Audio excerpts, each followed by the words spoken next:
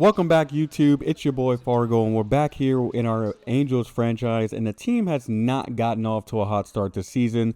Sporting a 13-20 record early in May, the team did pick up 5 wins in a row at one point, including a sweep over crosstown rival the Dodgers.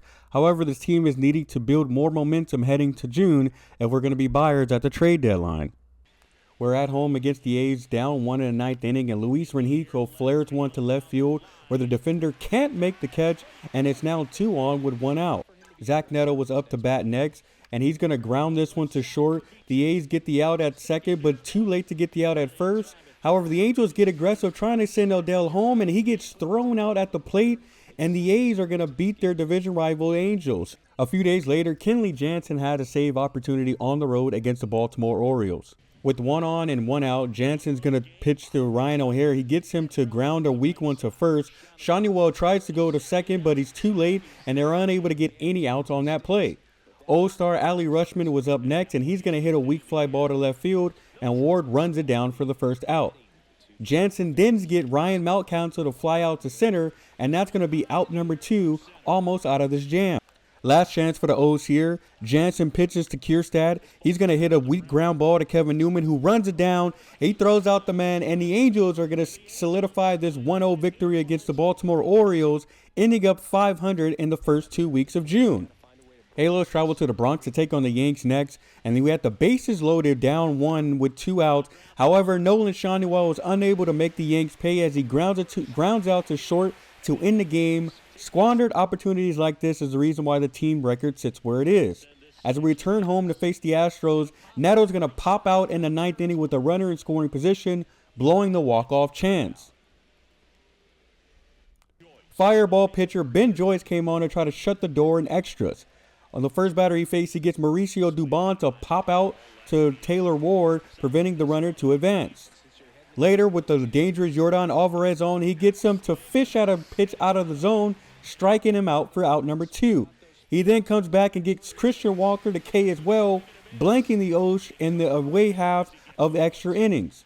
Joe Adell was up with a runner at third, and he singles this to center, and the Angels are finally going to win one of these games. Walk-off single by Joe Adell, and the Angels end up beating the Houston Astros in this one, sweeping the 3-game set against their AL West rivals.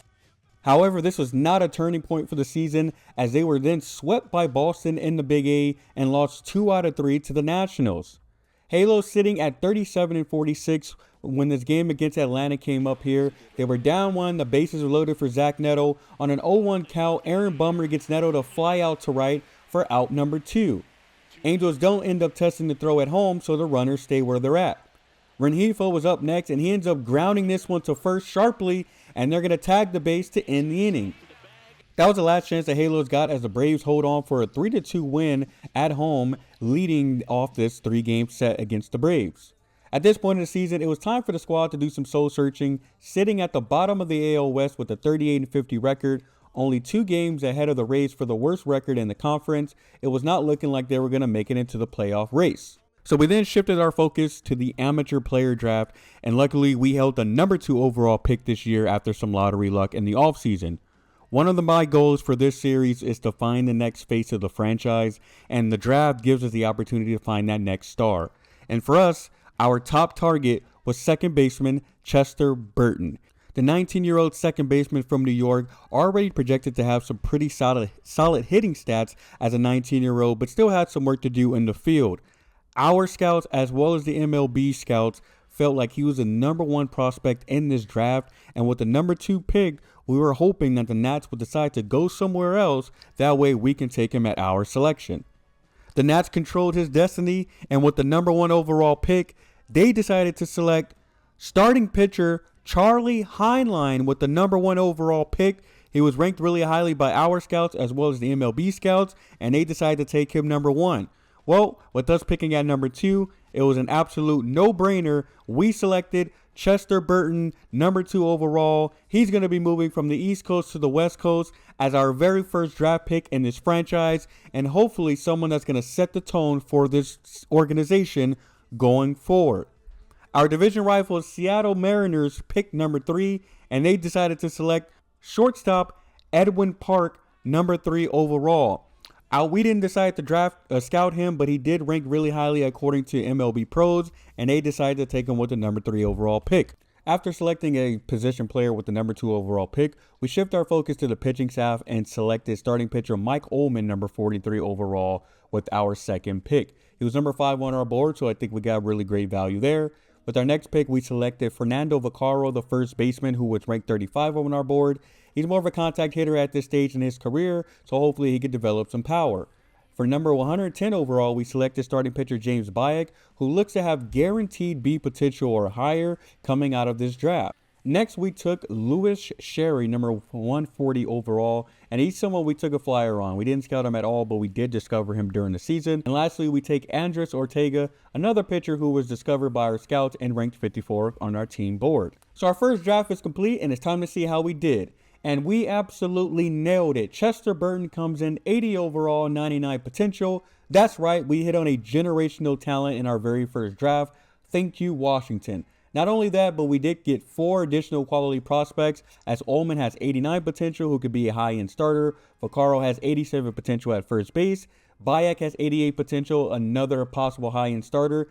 Sherry and Ortega have lower potentials, but they do come in with mid-70s overall, so they should be able to produce and provide some value to the team early on. In the draft, we turned the page to the All-Star break in the trade deadline. To no one's surprise, Trout was voted in as an All-Star in his new position in right field, hitting .273, 30 home runs at the break, and 62 RBIs.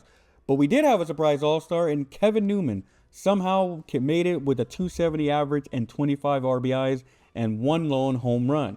So we immediately capitalized off of this value by packaging him and starting pitcher Sammy Natera, sending him to Cleveland for pitchers Braylon Doughty and Andrew Walters.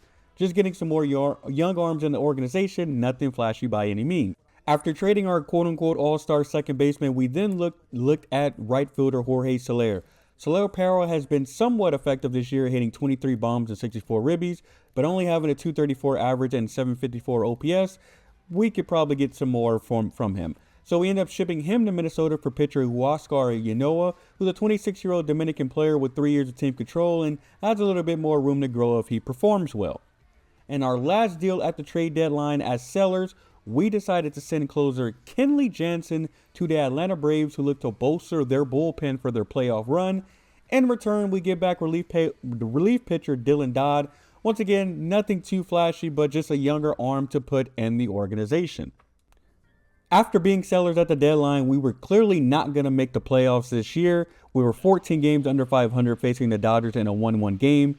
In the top of the 10th, Ben Joyce was on, and he allows Chris Taylor, of all people, to single to right, and that's going to end up scoring the go-ahead run. Dodgers take a 2-1 lead. After Brock Burt comes in to relief, and after walking in the first batter he sees, he gets Freddie Freeman to ground into a double play to get 2 outs in the inning. Later, Miguel Rojas came on, and Brock Burke is going to end up getting out of the inning as he gets Miguel Rojas to hit a lazy fly to left field to end the inning. In the home half of the 10th, Joe Adell was up with the ghost runner at second. He's going to single to right field to get on base. They don't test the runner at home, and the Angels got runners on the corners with no outs. 3 pitches later, Joe Adell is going to try to take second. Kyron Perry swings and misses, and Joe Adell gets thrown out at second for the first out of the inning. After Adell gets thrown out, Kyron Paris then K's for the second out of the inning. Angels still needing to score that runner from third. Luis Rengifo comes on and pitch hits, but he's going to fly this one to center field, and that's going to end the game. Angels lose once again 2-1 to their crosstown rivals. Gut-wrenching loss to the Evil Empire, and obviously this team needs a lot of work if they're going to compete with the Dodgers of the world. In the month of September, the Angels saw some success picking up 15 wins going into the season finale at home versus Houston. Now with 75 total wins in the year, the Halos will at least finish with a better record than last season, giving them something to hang their hat on. In the season finale against the Stros with nothing to play for, Mike Trout still doing Mike Trout things as he hits a deep shot to the rocks, 445 feet solo home run to tie the game at 1. Going into the 6th, the Halos were now down 4-1. Zach Nutter's going to hit a liner to the right field gap. Mike Trout's going to round second. He's now going to round third. He's going to go all the way home. He beats the throw, and the Angels tack on 1 run, now cutting the lead 4-2. Rengifo came on, and he's now going to swap places with Neto as he's going to hit a liner to the left field now, and they're going to swap places as he plates another run, making it 4-3. Ohapi was up with 2 outs, and he's going to swing through a middle-high fastball, missing a shot to extend the rally. He gets another shot in the 8th, and he doesn't miss it this time. Big fly, Logan Ohapi, 432 feet, as he gives the Halos a lead in this one with a 2-run home run, his 21st of the season. Ben Joyce came on to save this one, and Jeremy Pena grounds this one to Paris, and the Angels are going to win their season finale, not only winning their season finale, but sweeping the final series of the year against an AL West rival. Hopefully the momentum carries over into next season as year 1 is down, and we are still hunting to get Mike Trout his first ring. If you're looking forward to next season and more Angels franchise, please hit that like button and see you guys next time.